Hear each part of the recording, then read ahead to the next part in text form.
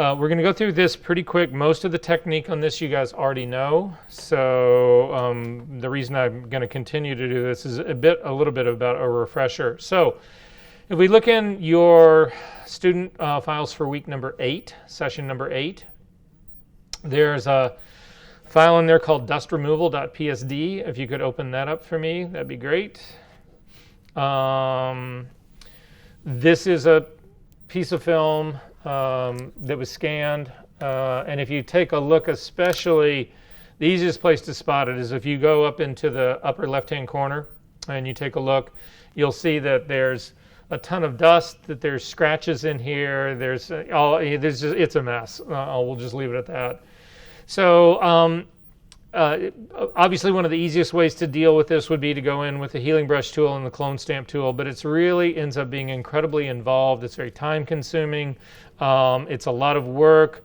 And especially when you're looking at bigger, broader general areas like this of background, not necessarily the real more important detail part of it all. What I'm going to show you is a much better and faster way of actually doing this part. So that's what I'd like to look at. So step number 1, please do this with me, guys. Again, I really am a huge believer in that muscle memory part comes about if you actually do the work. So first move, Command J. Again, we just make a copy of our background layer because what we're going to do is actually destructive. At this stage of the game, come up to the filter menu, come down to noise, and down to dust and scratches. So again, take a look at my screen and see where I'm at.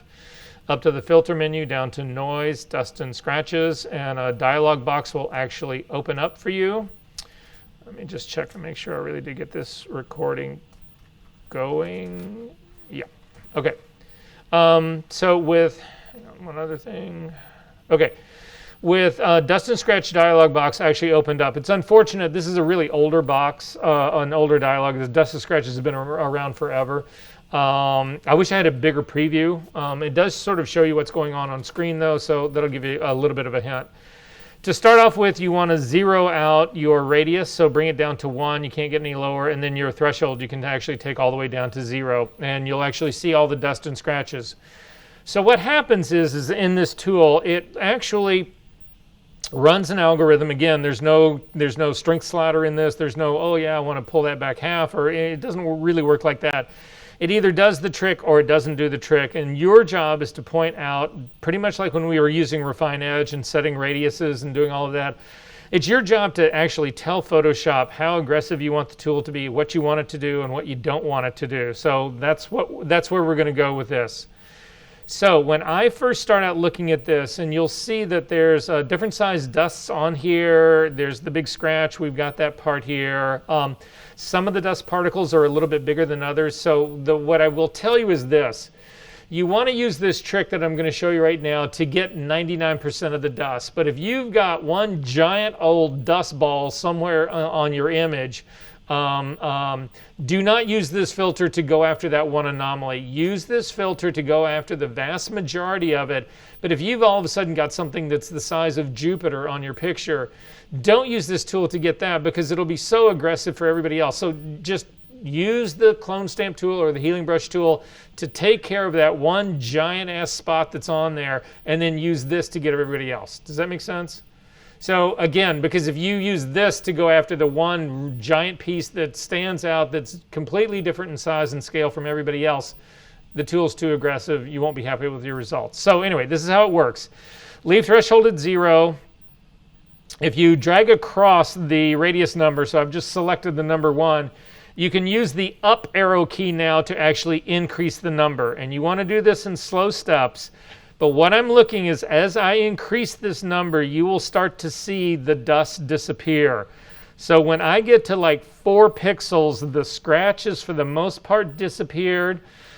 Also, you maybe have a really dirty screen. So if you've got a dirty screen and you're not sure what is dirt on your screen and what's dirt in the picture, simply click on your picture and move it around, and you'll be able to spot the other pieces of dust that are moving. So like I know right here, this spot right here has not been taken out yet. So I'm going to go to my next one up, And that pretty much killed that last spot that's actually sitting there. So now I've got the radius that I need to do with this. However, when you do this, especially with film, what also ends up happening is that it softens everything. This will step on film grain like crazy.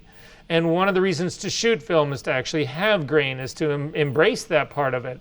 So in order to return the grain, you actually use threshold. And what threshold does, you'll see threshold starts at 0. If you take it all the way to the other side, it's 255. And when I get it all the way to the other side at 255, all the dust comes back. What threshold is doing is it's saying, okay, tell me, Photoshop needs to know how much difference in tone represents dust to you. So you can see that in this case, what we're saying is that there is no different, that a single difference in tone. If we had two dots that were next to each other, and one was a value of 100 and the other was a value of 101, whatever, that those would be considered completely different in this game.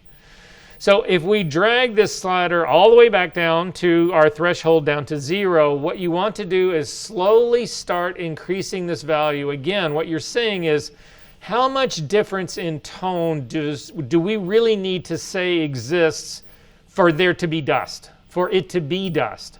So what this allows you to do is discriminate between grain in film that you want to keep and dust that's on your image that you want to get rid of. And so we start to raise the threshold as high as we can until we see the dust starting to come back again.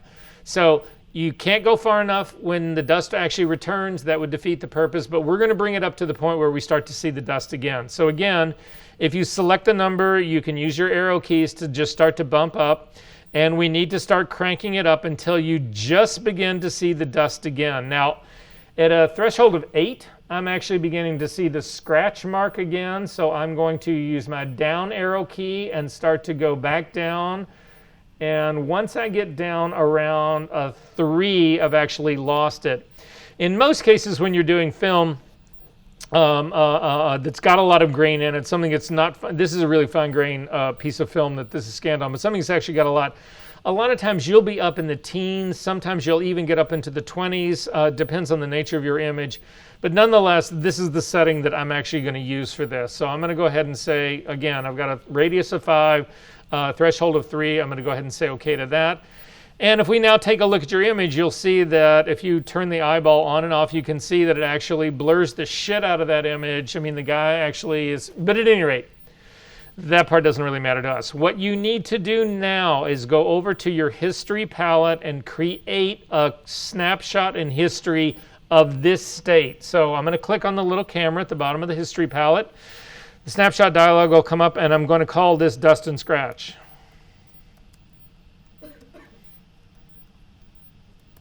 And say OK. Then you want to go back one step in history. You want to undo the dust and scratches. You want to bring it all back, because again, we have got a history state where the dust and scratches are gone. But I want to work on an image. I want to work as non-destructively as I possibly can work. So I'm going to go back in history. So everybody should have a history state that says dust and scratch, but you should still be seeing all the dust and scratches on your image. Are we good on this part? Okay. Click on the little space next to the thumbnail for dust and scratch history state so that we can use the history brush to paint with history. Then I'm going to select the history brush. Again, it's the one that's just underneath the clone stamp tool. But the beauty of this, and the reason this works non-destructively, is that you can also use blending modes for history, and that's what we're going to do. We are going to actually change the blending mode of our history brush from normal down to lighten. And now when I actually paint on this scratch and the pieces of dust, the only thing it's going to impact is the scratch itself. It will not touch the pixels that are right next to it. because the pixels that are right next to it are not darker than the area that is around it. So this will actually restrict your dust and scratch part literally to the piece of dust and to the scratch and nothing else.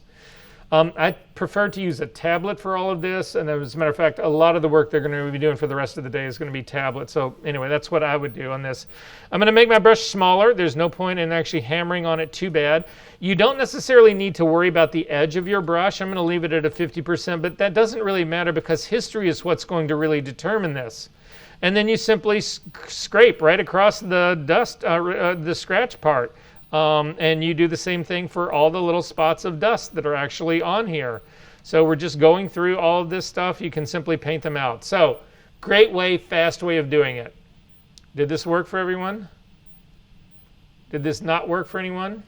Okay, even better. Go back in history to where you just started using your history brush.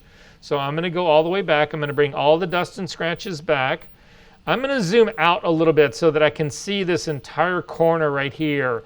I'm going to hit the L key to get the lasso tool. You don't want to select this guy's jacket, but I'm going to go pretty close to it.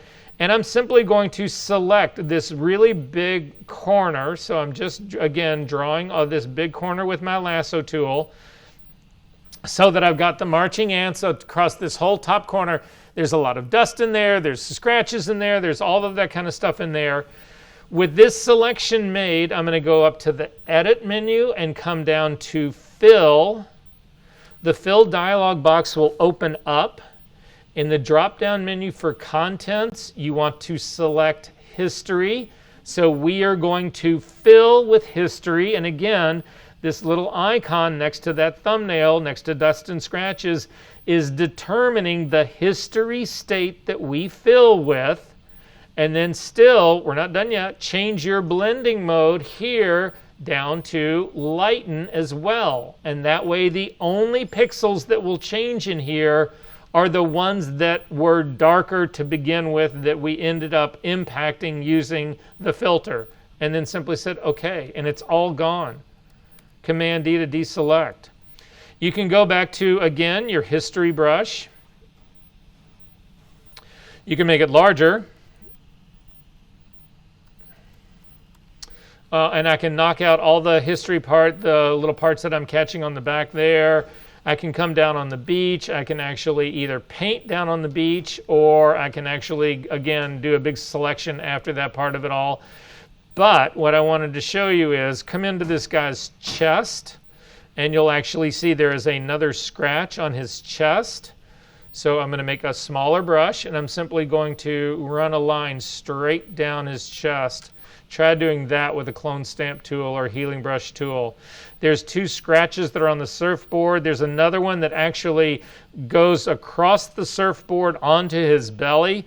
You don't have to resample. You don't have to reset a color for your clone stamp tool or for your healing brush tool. You don't get that clone stamp mix of where edges exist, where you actually go over those parts. So you just bang this stuff out, and it couldn't be faster and simpler to do. And if you do a lot of film, you owe me, I don't want your firstborn child, you owe me bourbon and salt in my old age. You need to come find me in the home and give me those. Well, not give me. You can come say hello to. Okay, I need everybody to come over to the girls' top, and we're going to look right above the pocket, and you will actually see there's a piece of white dust now that's actually on her shirt. If you don't know what I'm talking about, look up at my screen. It's right beneath their hands. It's sitting right there. If you use your history brush on that, you'll see that nothing happens, nothing goes away. And the reason nothing goes away there is because you've got your blending mode set to lighten. That piece of dust is already lighter. So for those of you who do a lot of film scanning, you will know this. For those of you who don't, it might come as a surprise, but dust always ends up being the negative on the scan. So what happens is that if you've got dust in a light area of your image, it shows up as dark dust on your image. If you've got dust on a dark area of your image, it shows up as light dust on a dark area of your image. It's the same dust. It just ends up being the reverse depending on the background, because that background, so again, I've got a white piece of dust on here. It's a darker background. It's keeping that information from getting to the scanner. So it's an absence of what is there. That's why you see it. That's why this is light, whereas the dust on the beach, which is lighter, is dark. Does that make sense, everyone? Confused the hell out of me when I said it, but anyway, we'll go for it. So at any rate, to fix the dust that's lighter, you simply change your blending mode from lighten to darken. And then you hit that spot and it's gone, and you're off to the races. Questions about this? Yeah, you film people owe me. Okay, next image to open up. Go back into our session number 8 folder. There is an image in here called Digital Diet. Are we saving the other file? Nope. I mean, you can save any file you want and go back and look at it and do whatever you want, but it's not assignment. So this begins to beg part of the argument about body modification. So I just want to throw this part out again. Like I said, I don't want. I want to be as sensitive as I possibly can to all the work that we're doing right now. In part because I personally, myself, do believe we have a responsibility, and I do believe that a lot of the consequence of a lot of manipulation has caused a lot of harm. There's just no way to get around that part. So at any rate, that being said, the first time I actually went and used this image to show a transformation technique, I introduced this.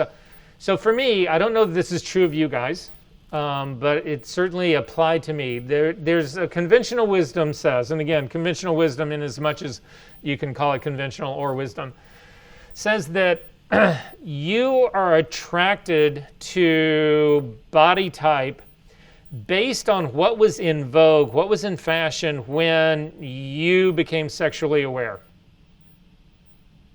So if we're going to apply that to me, when I was 12, 13, 14, when I was at that age where I was becoming interested in, the body type that was in vogue was Twiggy. Twiggy was a really famous model in the 60s that essentially had a boy body. So really no boobs, straight hips, not much of a waist, boy body. And I've always been attracted to that. So that's my imprint.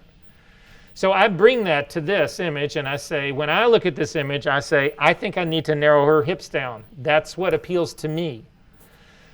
The very first class I was in, the 2 instructors that really developed the digital program here at Columbia College were taking this class from me.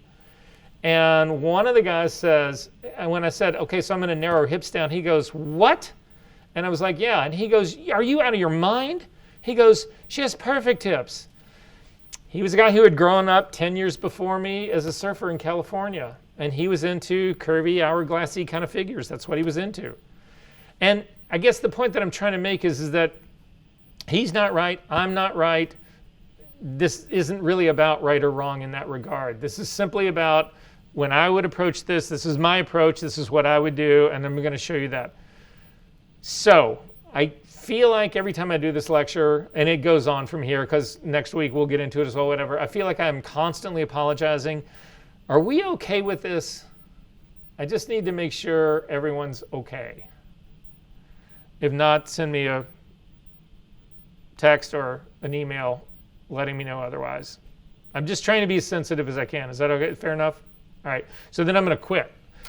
Okay. So I actually do want to thin this girl's hips down a little bit. So a lot of people immediately would go to Liquify. That's where we are going to go next. But there was a world of Photoshop that existed before Liquify.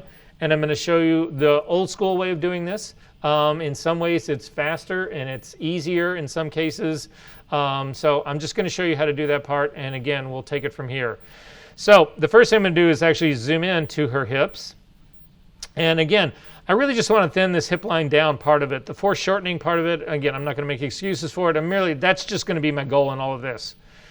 So to do this, we're going to use the regular transform tools that exist inside of Photoshop.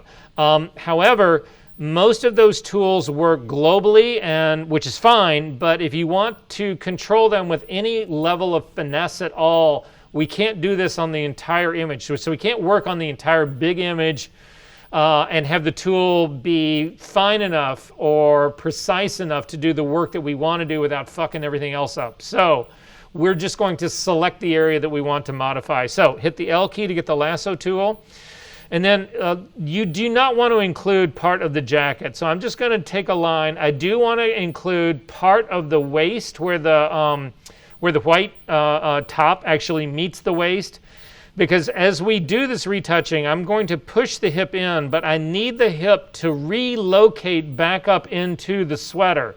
And if I actually only select the pant without the part of the shirt, I've got no place for it to reconnect to the shirt, and it'll end up looking like almost like the shirt's pulling away from her body. I don't want to do that. So I'm going to bring my line down sort of through her crotch, and then also I need a place to reconnect to her shin. So I'm going to bring around like this. So take a look at my selection, and you'll see sort of where I've got. Again, this allows me a place to get into the retouch up at the top of the sweater. But then also to reconnect with the pant at the knee part to come back down in here. And I'm going to jump this to its own layer, Command J. If you turn off the image, you'll see this is basically, now I'm only going to be transforming this. So my transforming tools are going to be far more precise, unlike it would be if I were to actually try to do the entire image. So I've got my top image is selected. Actually, while I'm at it, I'm just going to go down, select my background layer, hit Command J just to make a virgin copy of this, because eventually I will merge these all down, and something I probably should have done in the beginning, but it's not too late right now. So back up to the image that's got just the hip part of it, and I'm going to transform this, Command T. Now in the transform dialog box, when it comes up, you have all sorts of transforms. If we actually take a look at your edit menu, so come up to the edit menu, and come down to transform. Once we've actually hit that Command T, it invokes, you'll see everybody else is grayed out. The only things that we can really do are these transforms in here. So we're going to take a quick look at what they all do. Not all of them, because you guys already know what some of them do. So we're going to look, scale simply makes everything bigger or smaller. Rotate allows you to just twist it clockwise or counterclockwise. We'll talk about this perspective next. What perspective will do is it will actually give the impression that something is going deeper into space or coming more out in space to you. So go ahead and pick perspective really quickly just so we can see. This isn't the best example for this, but I figured why not? We might as well look at it. And I'm going to come down to the control handles that are on the bottom. I'm going to do the one that's on the lower right hand corner, and I'm simply going to pull it to the right. And you'll see what happens is that as you pull that corner to the right, its counterpart on the left-hand side also goes to the left, so it gets wider. And what's happening is that the image is actually being made larger at the bottom, and that gives you the illusion that it is coming more out of the frame of the camera. And that since I haven't touched the background the sliders that are on the top background part, that part is anchored. It doesn't actually move at all. So Command Z to undo that. If we go back up to the edit menu and down to transform again, we can come down to skew, and we're going to do the same handle again. So with the handle, I'm going to click again on the bottom lower right hand corner, and I'm going to drag it out, and you'll see what happens with it is skew does not do an equal amount of that like perspective does. So what skew does is actually, if you imagine here, so everybody look at the screen right here. So imagine this is the plane of her leg right here. And when we did perspective, it actually kicks this part out, and it makes this thing seem larger and closer to you, and this part still further back. What skew does, what the movement that I just made right now, what it does is it's actually rotating and lifting the image like this, so that it appears to be giving me more of a tabletop, but it's doing it in that direction that with the point that this point that I actually grabbed. Does that make sense? What's going on? Sort of. Okay. You can hit Command Z to undo that, and then finally, distort. And what distort does, if we actually take a look at that, down here, sorry. What distort does is it breaks every single point apart in here. So you can use distort to actually remap certain things to different planes. So there is no, in this case, when we were talking about this, when we did perspective, the bottom came to you. When we're doing skew, it actually rotated up around. When you're doing distort, there's nothing about this that is connected. All of these points you're able to move. So anything can happen. It can actually rotate, scale, skew, perspective. It can do everything all in one. It just depends on where you stick and put your points. Does that sort of make sense? I think I lost my mic. Okay. So, but in this case, we're going to use the last option. And so again, up to the edit menu, down to transform. And the last option is warp. That's what we're going to use. However, warp exists in the options bar as well. So if you look up at your options bar, you'll see there's this little thing that looks like it's, I don't know, it's supposed to look like a graph that's actually been spewed open. So it's right past the word interpolation where it says bicubic. It's this little icon that looks right here. That's what we're going to actually use. But before we click on it really quickly, the circle with the slash through it will actually undo whatever transform you've actually done. And the check mark will actually apply whatever transform you've ever done. So that's what's going on up in here. So I'm going to click on the warp tool here. You'll see when you do that there's a grid that's actually placed over your image. And these grids have points.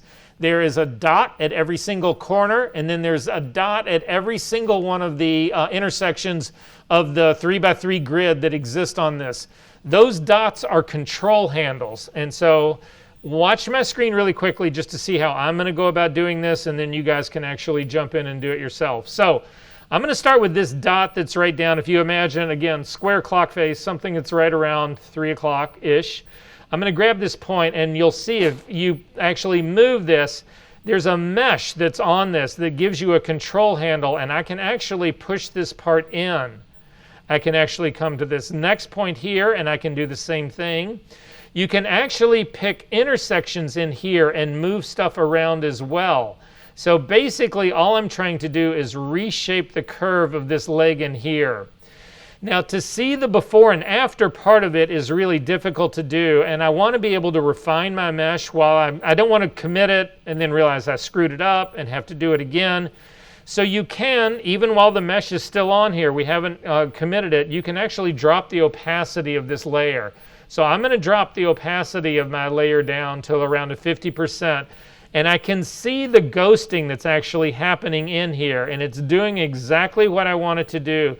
It's narrowing down that hip line. I do reconnect to the very top. So I might even grab this control handle and pull back a little bit just to make sure that so that the old intersection of the sweater and the pant is still in the right spot. It's still in the same spot.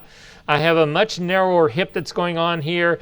And then finally, I need to make sure that the intersection where the line of the hip comes back down, I don't want it to, I want this part down here that's underneath the bottom part of her hip, I want it to be more narrow, but it'll simply cut off and it'll intersect into the original knee and shin area. So this part is actually doing exactly what I want it to do. So I'm going to go ahead and click on the check mark. You guys can go ahead and do this as well.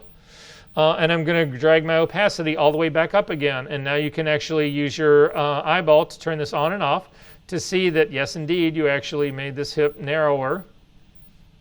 And nothing else got screwed up or messed up in it. And it all pretty much works really well. If you double click on the hand and come and kick back out, you'll actually see what it actually did. So for me, I also feel like if I narrow her hip this much on this side, that I probably need to narrow it a little bit more on the other side. It looks a little bit off balance to me. But again, these are all visual choices that we would make.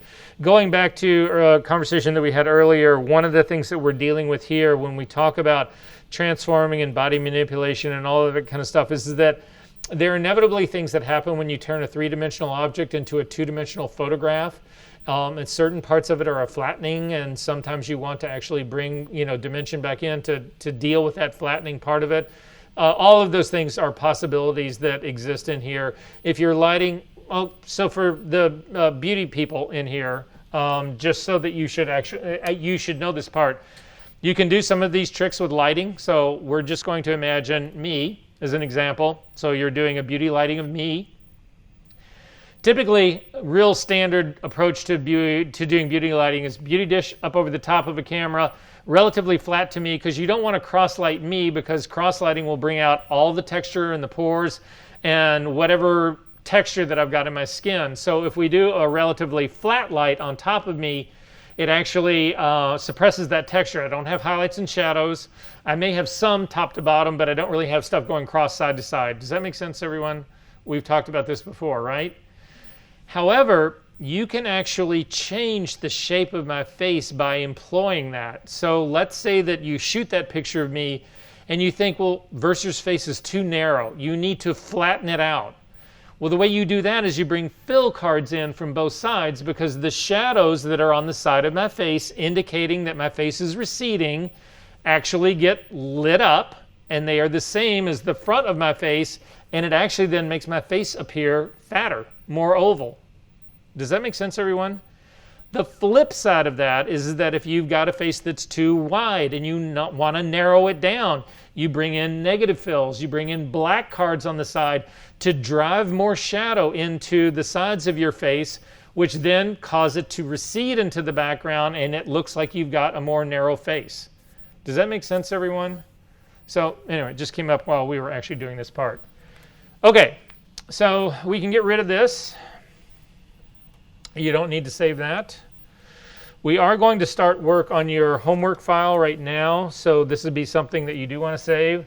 Hopefully we're going to have time to actually work on a different image. I'm going to walk you through all the tools of the Liquify space, and then we'll actually try to do some work on it on a completely different image. So the image that I want you to open up is the one that is in your assignment folder. It's this copyright, whatever this person's name is. It's a picture of a girl on a white background. So anyway, it's the only thing that's got a copyright symbol on it. If you guys can open this one up. So when you open this up, do you guys have is this a smart object for you? Do you have the little thing? Okay. You need to know this. This is something to either write down or come back to the video, commit to memory. Please tell me I started this video. Yep, okay. The assignment has changed a little bit, so I want to show you the assignment on this first, and the reason things have changed is because of smart objects. So I want to explain this to you, but I want to show you the assignment first. So this is the assignment right here. Actually, let me open that up so you can really see it.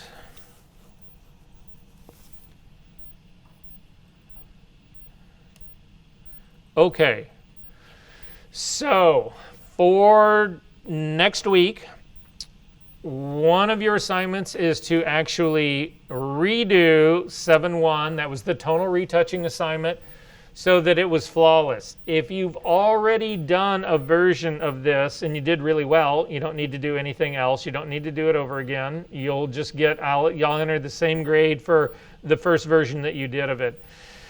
If you did it and you didn't like your grade, you want to bring your grade up a little bit, simply redo it, and again, you will get the same grade for both. If you didn't do it and didn't turn it in, you don't lose the 0 for last week for doing it, but it will count as turning it in for 1 week late, and so again, you'll raise your grade radically for both of them. The point being is that I want to see a version of this from everybody in this class. So that's what the first part of this is about. The second assignment is what we're looking at right now, is to perfect this image. And these are the things I'm going to ask you to do to this person. To thin her thighs, thin her arms, constrict her stomach, lift her shoulders, narrow her ankles, thin her shins, rotate her head so that it's straight up and down. And then you see this thing that says save mesh and turn it in with the assignment. You do not need to save the mesh. Smart Objects has, for the most part, eliminated that.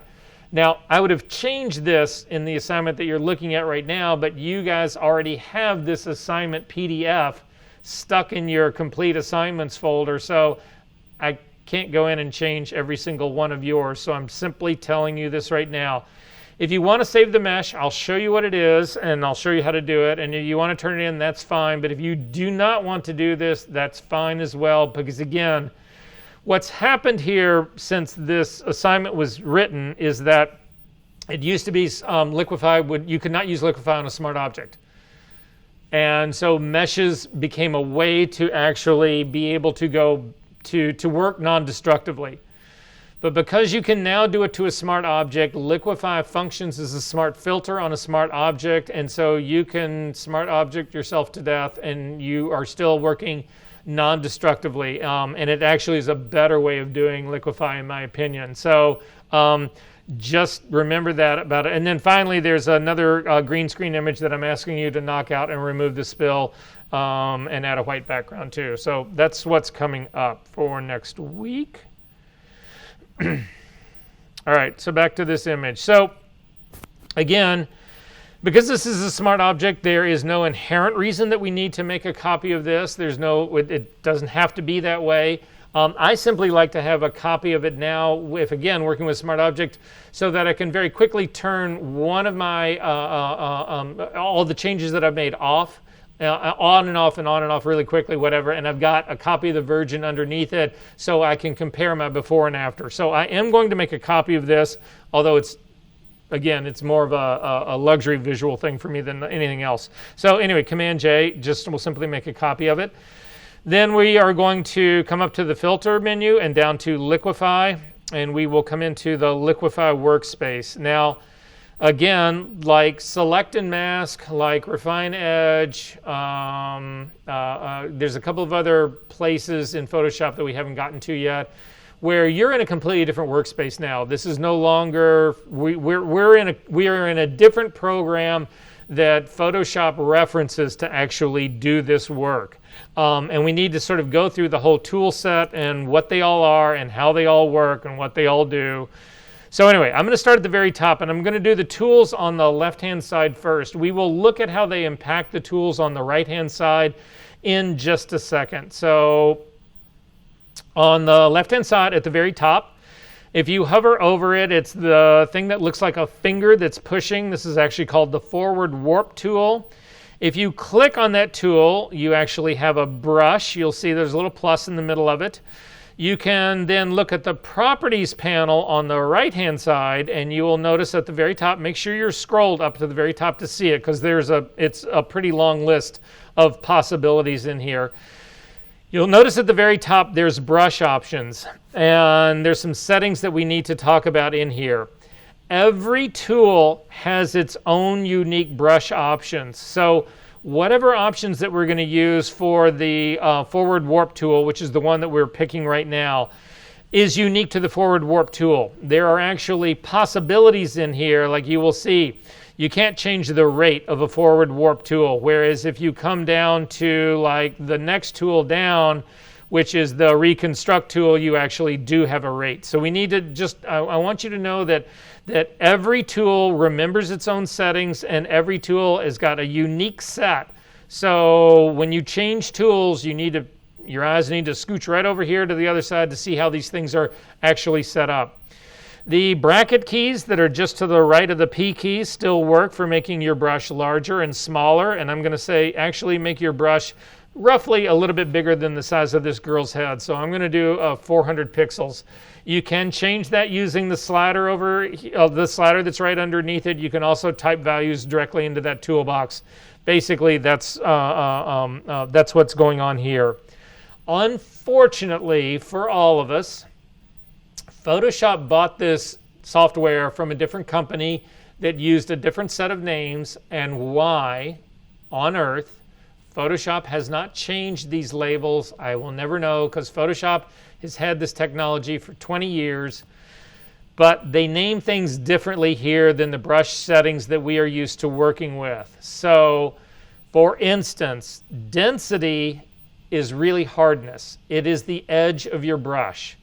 So to see what I mean by that, I'm going to pick a different tool here really quickly. If you come down on the tool bar on the left-hand side, we're looking for the brush you'll see as I'm coming down here, just look at my screen. This is the tool that I'm actually looking for right here. It's the Freeze Mask tool. It's right under the thing that looks like two sort of checkerboards with an arrow pushing to the left. It's the one right underneath it. If you pick this guy, we're actually going to use it to paint on this image so that you can see what I mean by density and how density ultimately impacts this guy. When you've got this, again, you'll see my brush size has changed because the last time I used the brush, it was smaller. Again, I'm going to make it about the size of this girl's head, and I'm going to take the density and I'm going to drag it all the way up to 100, and I'm simply going to click a dot right here, and you'll see that there's a dot that it just painted out in the image.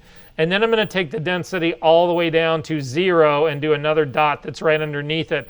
And then you can see the difference. One is a much harder edge brush, one is a much softer edge brush, and it's so soft it doesn't even really seem like it's the size of the brush, but indeed it actually is the size of the brush.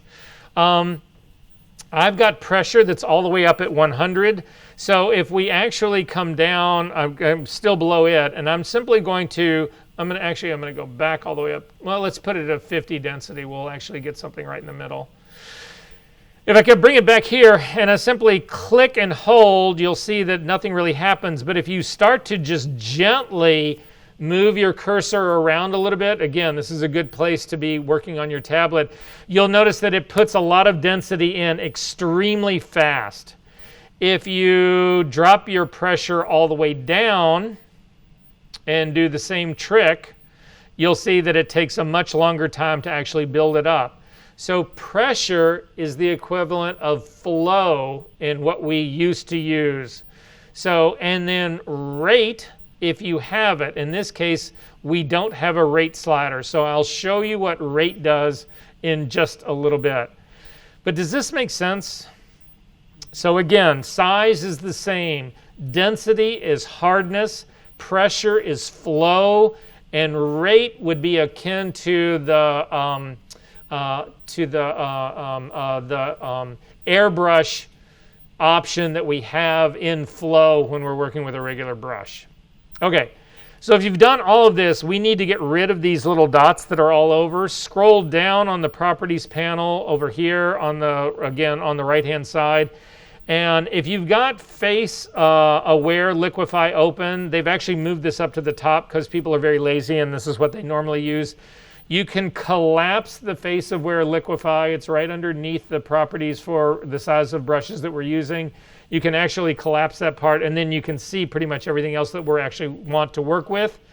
These red dots that we put out here are actually masks. They're ways that you can prevent Liquify from happening in certain areas.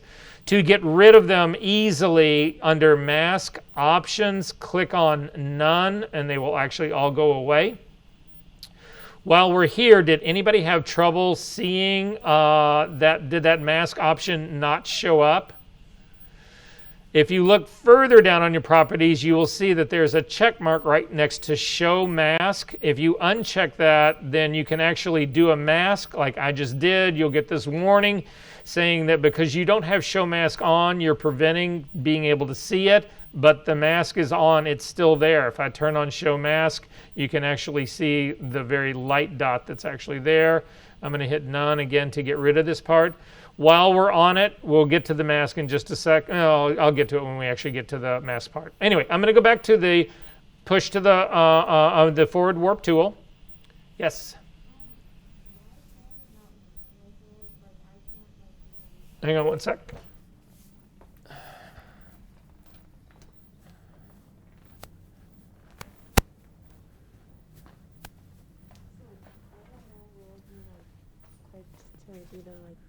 Okay, so click open your mask options and click on None. Okay, thank you. Sure. Yeah, you've got all of your stuff collapsed. The only one you really want to collapse is the face, because then you can see everybody else.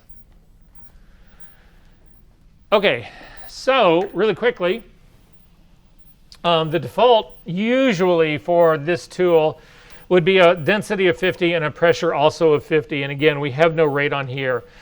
In terms of pinning edges, what this really means is that, well, I'll show you what it means. I'm going to unpin this edge really, well, we'll get to that in just a second. The other thing is that you can use stylus pressure to actually control using your tablet to control the pressure, again, of your brush.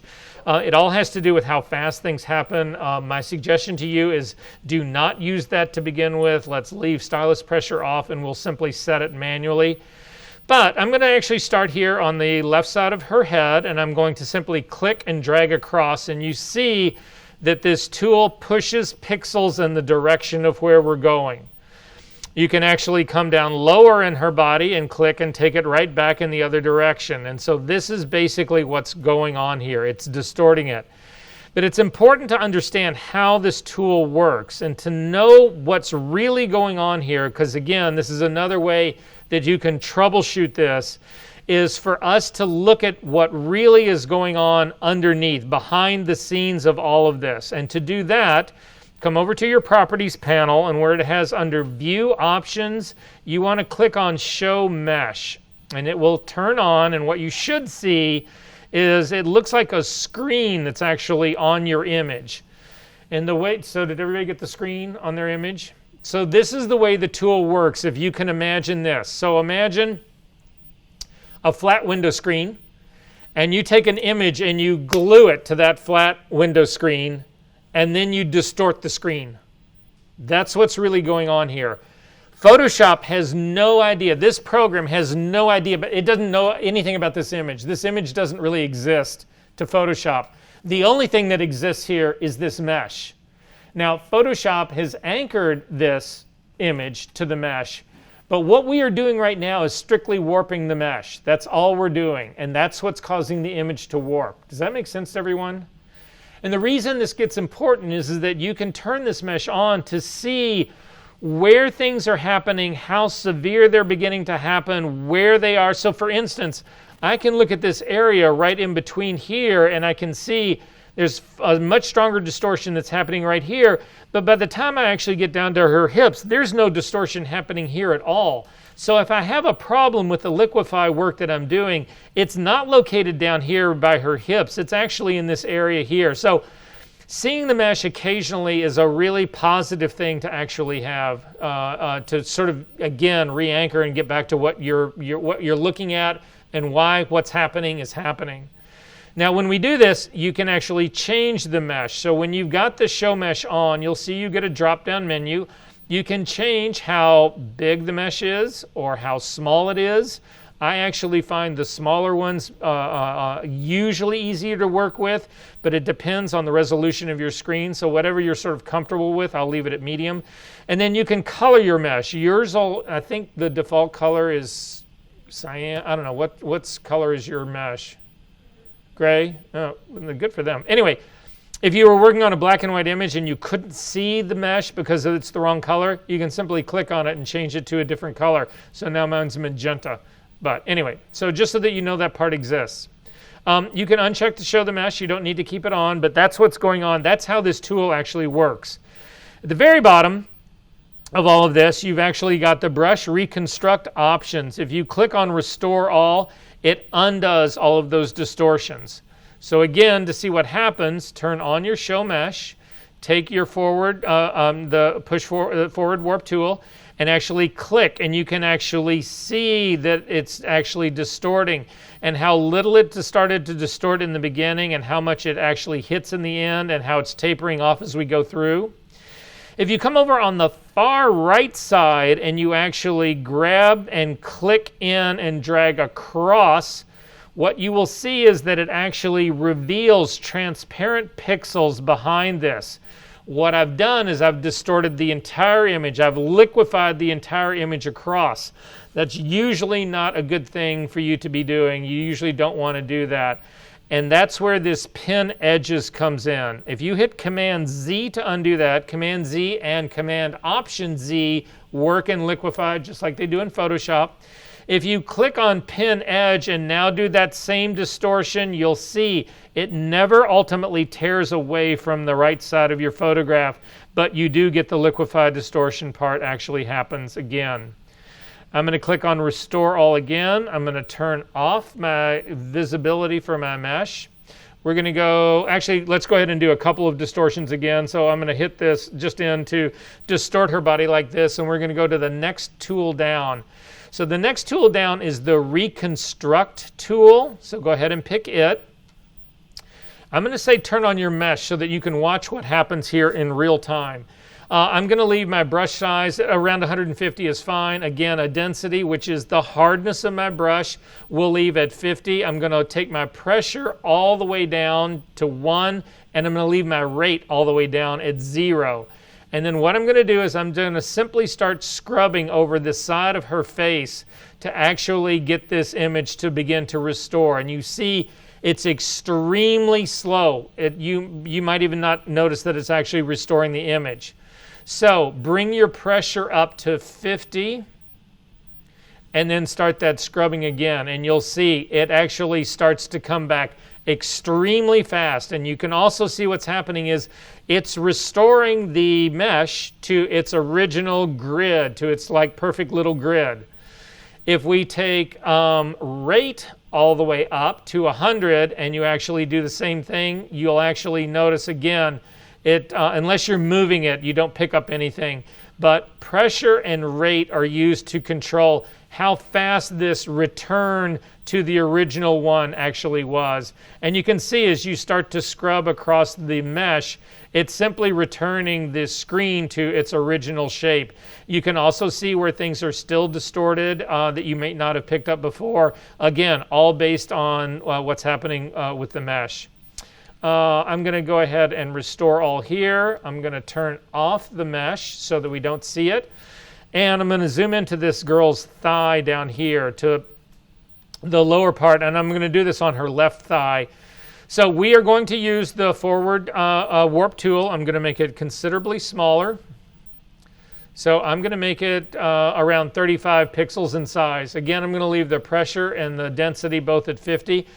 And I'm just going to do a small set of steps to actually bring in her thigh right here, but I'm not being really careful about it. I'm just doing, and you'll see it gets really lumpy. I call it, this is how you can actually give her cellulite. That's a good way to begin with, but the problem we've got, again, is this lumpiness that we've got in here, and that's where you go to the next tool down in the group. So the next tool down underneath the Reconstruct tool is the Smooth tool. Again, size, I control that typically by using my bracket keys. Pressure and rate exist here. Again, I'm going to leave my pressure and my rate down. I'm going to leave them both at about somewhere in the high teens. We'll see how fast this comes back. If it comes back too quick, we got to lower it down again. It's pretty much like when we use flow in the regular version of Photoshop. So, and then I'm simply going to scrub along this line, and you'll actually see that it begins to smooth those things out. It's sort of like a reconstruct in a very slow way, but it's also taking into account the change that's actually happening here. Now, you do have a preview button. It's a check mark at the very bottom of the right-hand side that you can actually turn on and off. And you can actually see that what started out is a really sort of like rough, lumpy, ugly reduction. We can actually smooth out. Now, I don't know that that's necessarily the best way to do what we're just doing right here, but it's certainly an option. And the Smooth tool, it's like important to remember that it's actually there. I'm going to zip back out, and I want to go up just to her face. And we're going to go to the next tool down. So the next tool down, again, if you hover over these, you'll actually get what these what the names are. It is the Twirl Tool, and this is where you can really pick up rate and the difference in rate and pressure. So I'm going to take my rate down to 50%, or not 50%, to a value of 50, or close enough. Same thing for pressure, same thing for density, and I've got a brush size. I want you to make it a little bit larger than her face, so I've got 400 pixels. And I'm going to put that little cross mark right on her. Actually, I'm going to go back up to 500 because I want that cross mark right on the tip of her nose. And I'm simply going to put on the tip of her nose and hold my stylus down on the tablet. Now, I'm not moving at all, but you're actually seeing her face continue to rotate. That's actually based on, the speed of that is based on rate. So if you hit Command Z to undo that, drop your rate all the way down to 0 and do the same thing again, you'll see that it's like really, really, really slow. If you hit Command Z and take your rate all the way up to 100 and do the same thing again, you'll see it actually flies. It goes really, really quick.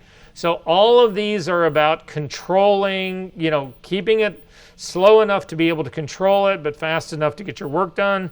Command Z to undo that. I'm going to drop the pressure. I'm going to actually, let's take the pressure all the way up to 100 as well. And then again, I'm going to take my rate down to like 10, 15, somewhere in there, and do the same trick again. And you'll actually see, again, it slows it down into increments again, and it has to do, we're not using stylus pressure here. It's simply the pressure setting for the brush is actually controlling that part. Command Z to undo that. Actually, and these are now gone in steps, so there's a lot of Command Z's to redo it. So simply click on Restore All, and it goes all the way back. If you want to rotate in the opposite direction, because we've only been going clockwise in this, you hold down the Option key, and then you will rotate in the other direction. So again, it's just a sort of Option keys usually do the opposite of any given thing in this dial in the Liquify space. The next tool down is actually the pucker tool. Again, I'm going to make this about 500 pixels. Again, every brush has its own unique setting. So the versions that we were using for the Twirl tool do not apply to this one. So I'm going to keep my brush size at about 500. I'm going to leave my density roughly 50. And again, we have pressure. We do not have a pressure setting here. We've only got a rate setting here. So rate is how fast this actually does its trick. So again, I'm going to put my rate at around 50. And again, I'm going to put that crosshair right on her nose, and I'm going to click and hold it down. Again, I'm not moving anything. I'm just holding it down, and you can see it draws in from the outside edges in. It's actually pulling her face in. They call it the pucker tool because it's supposed to, well, it's sort of like pin cushioning exists in lenses, but then again, you sort of get the sense of what's really going on here. If you hold down the Option key and click in that same spot, you get the bloat tool, which is the opposite of the pucker tool. It's also the very next tool down. The bloat tool and the pucker tool sit right next to each other. I don't know why there's a reason that they keep both of them anymore, because they simply, with the Option key, do the inverse. So if you selected the bloat tool down, you would actually see it do what we just did. If you held down the Option key, the bloat tool becomes the pucker tool. Is everybody good on that one? Okay, I'm going to hit Restore All really quickly, and I'll show you again how density has an impact on this. So let's go back to the pucker tool. Hold down your, let's go ahead and crank your rate all the way up. It'll happen really fast now. Put the crosshair right on her nose, and you see it sucks it in really quick. But look at her hair that's up at the very top, and also the hair that's at her shoulders. Not so much, and that has to do, that fall off has to do with the hardness of my brush. So if I hit Command Z to undo that, and then drag your brush all the way up, you will then see, if we do the very same trick, that it grabs everything because I've extended that brush out past the edges of her hair. Does that make sense to everyone? If you hit Command Z to undo that and then take the density way down, don't take it all the way down. I'm going to take it down to like an 11, and then again put it right on her nose. You'll see it happens really, really, really tight in there. So again, this is having an impact because of the hardness or the softness of the edge of that brush. Restore All. I'm going to zoom back out a little bit. We're going to look at her right arm and go to the next tool down. The next tool down is the Push to the Left tool. Again, I'm going to leave my brush size. I'm at a 200 zoom. That's what the size of my image is. Again, the zoom scale is down at the bottom. I'm going to actually make my brush a little bit smaller to like a 200. 50 pressure of 50, a density of 50, and again, I have no rate slider in here. It's not available to me. So this is the hardest tool, in my opinion, to learn how to use in the Liquify space, but it's the one that if you get really good at, that everybody uses to do work like thinning this girl's arms out. So what this tool does, and just do this with me, I'm going to go ahead and leave my brush at 50%, and you'll see I'm going to put the edge of my, I'm not going to put the edge of my brush. I'm going to put the X of my brush right against the edge of her arm, down at her elbow. I'm going to click and drag up. So what the Push to the Left tool does is that when you do a brush stroke that goes straight up, it pushes pixels to the left. If you hit Command Z and undo that, and then we're going to start at the top of her shoulder and come down, if you click and drag down, it actually pushes pixels to the right. Command Z to undo that. If you take your brush right in the middle, I'm going to run it right across her boobs. If you come across like this, you actually push things down. Command Z to undo that. And if you go in the opposite direction, left to right, you push things up. Command Z to undo that. Again, the density of this is controlling a lot of what gets impacted by that. The way that I like to use this tool is instead of actually putting the X right on her edge, I like to employ density. So what I'm going to do is I'm going to just let a little bit of the brush touch the edge of her arm, and I'm going to click and drag up and click and drag up and click and drag up, and that will slowly shape her arm. The thing that some people mistake in is they do this. Actually, I'm going to show you the exaggerated version. They click and drag up, and then they click and they drag down, thinking it's still going to keep pushing things to the left. It does not. It undoes everything. So again, it's click and drag up. That's a little too aggressive. I'm going to undo that, get a little further off. Click and drag up, and to really try to shape this thing. Now, when you do this, you'll see that I end up with a very straight edge that's along this arm. That's not what arms look like. So you actually need to continue to shape things a little bit more. Again, I just pulled down, which is bringing that arm out. I really wanted it to go back in just a little bit to sort of round it off. So those are the things that you need to consider. Now, at this stage of the game, if you say to yourself, well, I don't know what the fuck I've changed in this, this is when you turn on your mesh to see what you've actually done. And you can see what is actually the distortion that's actually happened to the mesh. It's done the majority of its work right here in the middle of her arm. It's done very little, if anything, by the time you get up to her shoulder, and also very little anything that's once you get down here to this part down under her elbow. So again, I'm going to click on Restore All here. Next tool down is the Freeze tool. This is the tool we've already talked about. I'm going to turn the mesh off, so I'm not looking at it right now. And what I want to do is come up and I'm going to freeze this girl's face. So I'm going to make my brush a little bit smaller. Again, I've got a size of 200. The pressure I'm going to bring up into the 50s. The density I'm going to leave in the 50s. Again, I have no rate in here. And I'm simply going to click and paint on her face. This is now frozen her face, and Liquify will not do anything where you see this red. So if we go up to the top and we grab the Forward Warp tool, make it a little bit bigger, and actually start to push this in, you'll see that it actually, it'll affect everything around it, but it will not affect her face here at all. So that part, we don't need to worry about that. So I'm going to come down here, and instead of, I'm going to, instead of hitting Restore All, I'm actually going to click on the button next to it, Reconstruct. And when you do that, it will actually bring up a slider here that goes from 100 down to 0. Now this will impact everything that you've done on your image. So if you've done something on your image, any brushwork, so you've changed her arms, her feet, her legs, her head, whatever, blah, blah, blah, this will bring everything back. But if you take this back, it'll allow you to get back in steps. So you might find, oh yeah, when I was at that 50%, it was really where I wanted to be. Or you can take it all the way back to 0 and your image is returned all the way back to its original part and say okay. To get rid of the brush, or the frozen part, is the next tool under it, is the Thaw tool. The Thaw tool will allow you to modify your the frozen part in here so that you can actually change that part.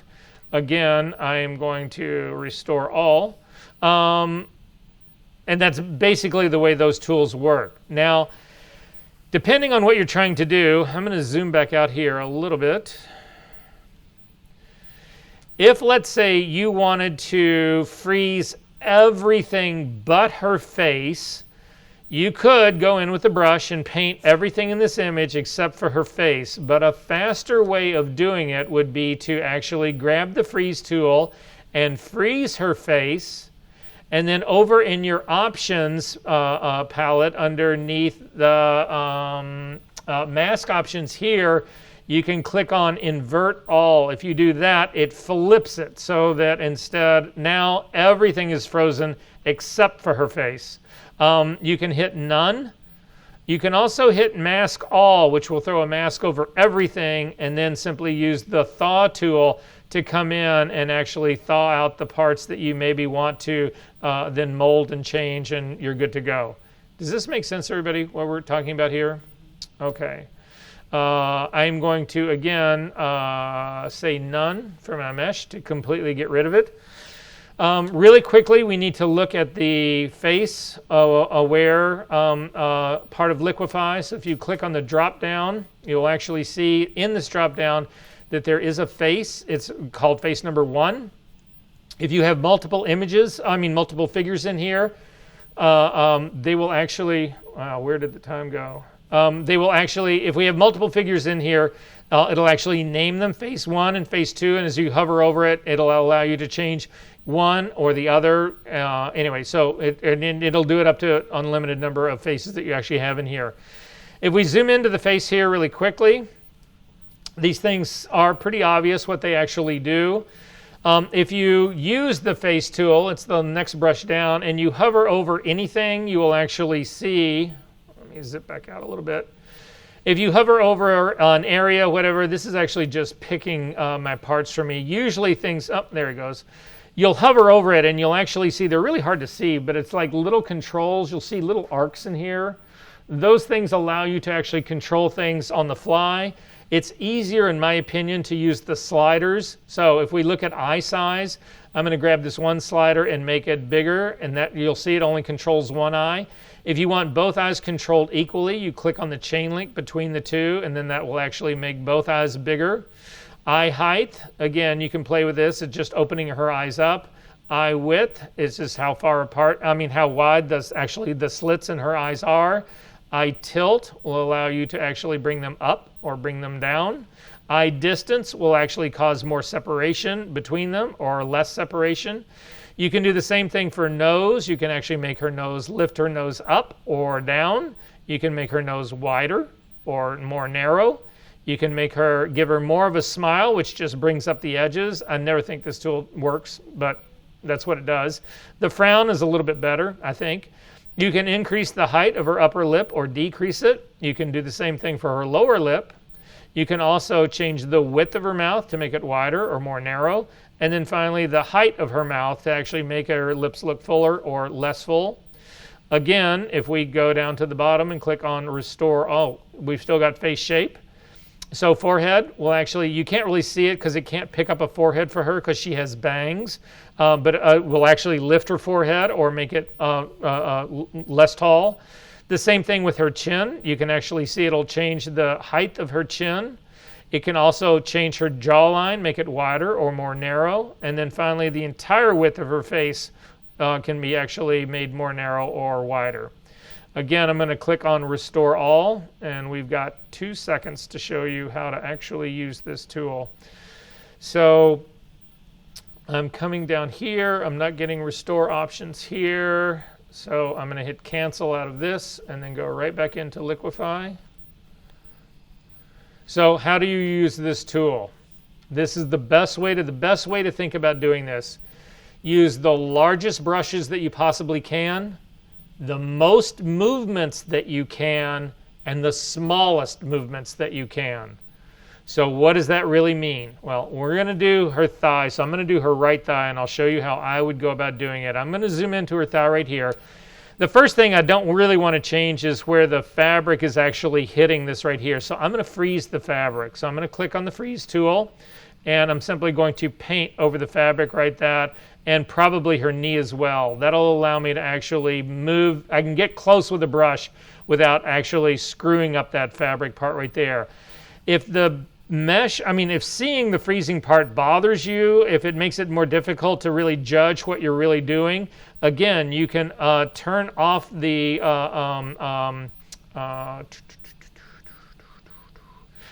mask itself so that you don't see it. It's still there. That area is still frozen. I am going to go after the forward warp tool, and I'm going to make it a little bit larger. I'm going to go up to the top and check my density. So 50 is fine for the density. For my pressure, I'm going to drag it down till it's around in the teens.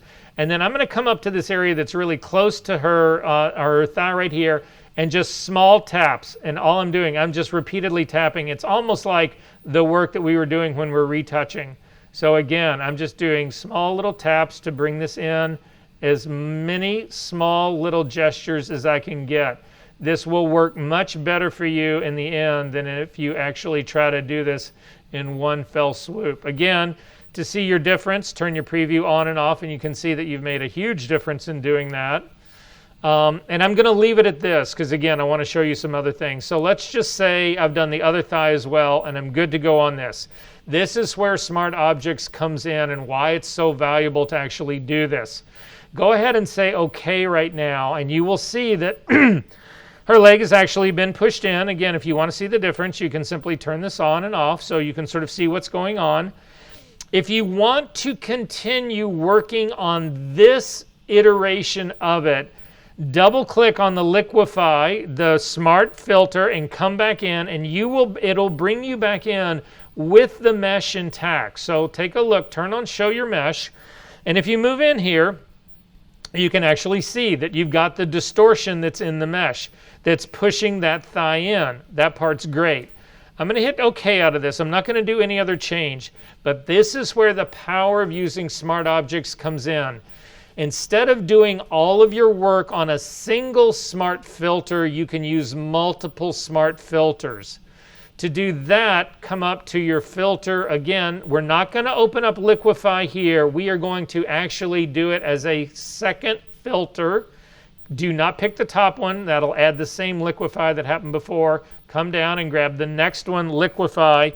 And now when we come in, look at the mesh. The mesh has been returned to a perfectly square mesh. However, that thinner thigh exists in this. So then I can, let's say, do the other side really quickly. Again, I'll freeze the part down here.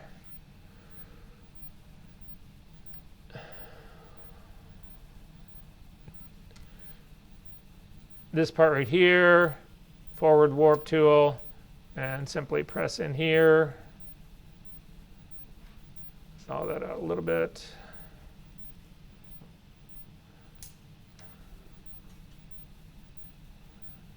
And smooth that out. And push it back in. Do my preview on and off. Looks good to me. Go ahead and say OK to that. I've now got two Liquifys. One of them was for the left thigh. The other is for the right thigh. And you can have unlimited number of these. The best thing about that is it breaks your liquefying apart. So if you get something that looks really perfect, go ahead and save it, say OK, keep that as that layer, and then go right back in with another version of Liquify to actually keep your work segregated like that. Are we good on this part, guys? OK, I did show you one last thing, and I'll show it to you really quickly, and then we're out of here. So the saving the mesh part. So let's say I actually do something really wild on her. I'm just going to come in and do something like this, whatever. So you can actually save this mesh. That's what saving meshes are all about. So it's right here. If you come up right here where it says Save Mesh, you click on it. What it's going to do is it's actually going to remember the distortion of this mesh. Now, if you do this, you actually need to name these things so that they actually relate to the file that you did it to. So I'm going to come down to my session number 8 in my teacher folder, and I'm going to simply click on this name. That will actually give it the name with this .msh, and it will then allow me to save this. And then I can cancel out of this. I'm going to get rid of all of this stuff. And then Liquify. Well,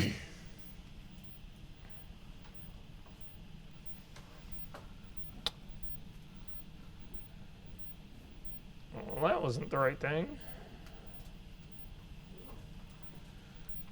And then I can load that mesh that I just saved. And you'll see it will not distort that screen. Well, there's the mesh. And there's the distortion back in. But again, with smart objects right now, you don't need to do that part. Are there questions about any of this? Are we good? All right, I'll see you guys next week.